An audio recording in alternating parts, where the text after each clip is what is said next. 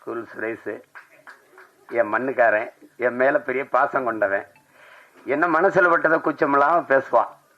அது மற்றவங்களுக்கு வெறுப்பாக இருக்கு. இப்போ என்னையெல்லாம் பார்த்தா சில பேருக்கு அருவறுப்பாக இருக்குது, வெறுப்பாக இருக்குது. என்னத்தையோ பேச்சு கிடக்கிறாப்புல இருந்தால் அப்படின்னு. அது மாதிரி தான் அது. அது அவனுடைய இயல்பு. அவனுடைய இயல்பு. அவனுக்குள்ள நல்ல ஒரு மனிதன் இருக்கான், நல்ல மனிதாபிமானம் இருக்கு. இரு உட்காரு. சிவன் கைகட்டி நின்னா சரியா இல்ல.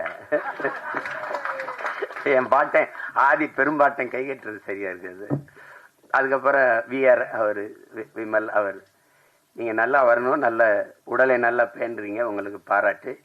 நீங்க அதை தொடர்ச்சியா செய்யுங்க. இன்றில் என்றாவது சரியான வாய்ப்பு வந்துடும். என் தம்பி அருண் விஜய் தெரியுமா, ஒய்எம்சியில நாங்கெல்லாம் பயிற்சி எடுப்போம். அப்ப அவன் நல்லா உடலை வச்சிருப்பான். வாய்ப்பு சரியா வரல. நான் சொன்னேன், நீ இதை மட்டும் சரியா செஞ்சுக்கிட்டே இரு, ஒரு நாள் நீ சரியான இடத்துக்கு வந்து வென்றுவாங்க. அதே மாதிரி அவனுக்கு படம் வந்து அடிச்சுட்டான்.